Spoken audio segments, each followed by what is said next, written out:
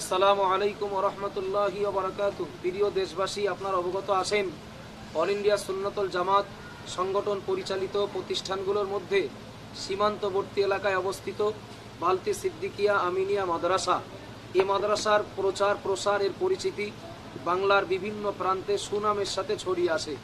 উক্ত মাদ্রাসার ইসালে সওয়াব নির্ধারিত ডেট অনুযায়ী আজ বুধবার এবং আগামীকাল বৃহস্পতিবার। বিশেষ করে মনে রাখবেন, আজ বুধবার বাদ মাগরিব বাঙ্গাল আঞ্জুমানে ওয়াইজিনের বিশিষ্ট ওলামাই কেরামগণ তারা উপস্থিত থাকবেন এবং আগামীকাল বাদ মাগরিব জেকেরের মজলিস পরিচালনা করবেন মুফতি আব্দুল কাইয়ুম সাহেব হুজুর এবং প্রধান অতিথি হিসাবে উপস্থিত থাকবেন মুফাসসিরে কোরআন মাওলানা মুফতি আব্দুল্লাহ নোমান সাইদি সাহেব।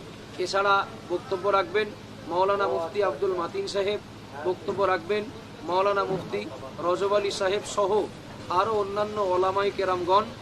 আপনারা বিশেষ করে আমার এই লাইভ বার্তা যারা দেখছেন বা শুনছেন, জাতি ধর্ম দল মত নির্বিশেষে আপনাদের সকলকে উভয় দিনে মাদ্রাসার ইসালে সাহাবে আসার জন্য মাদ্রাসার পক্ষ থেকে খাসভাবে দাওয়াত করা হচ্ছে। আপনারা উভয় দিনে মাদ্রাসার ইসালে সাহাবে আমন্ত্রিত। যথাসময়ে আপনাদের উপস্থিতি এবং শারীরিক সহযোগিতা আমরা একান্তভাবে কামনা করি।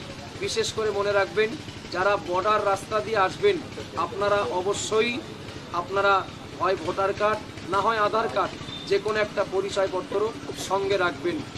পাশাপাশি বলবো, আমাদেরই সঙ্গী আমাদেরই একান্ত ঘনিষ্ঠ সাথী বকচরা নিবাসী হাফেজ রবিউল ইসলাম দুর্ঘটনাজনিত কারণে গতকাল ইন্তেকাল করেছেন। আজ তার জানাজা নামাজ সম্পন্ন হয়েছে। আমরা মাদ্রাসার ইসালে সাহাবের ব্যস্ততার কারণে যেতে পারলাম না। এরপরেও বালতি সিদ্দিকিয়া আমিনিয়া মাদ্রাসা পরিবারের পক্ষ থেকে তার পরিবারের প্রতি সমবেদনা জানাচ্ছি এবং আমরা সকলে তার রুহের মাগফিরাত কামনা করছি।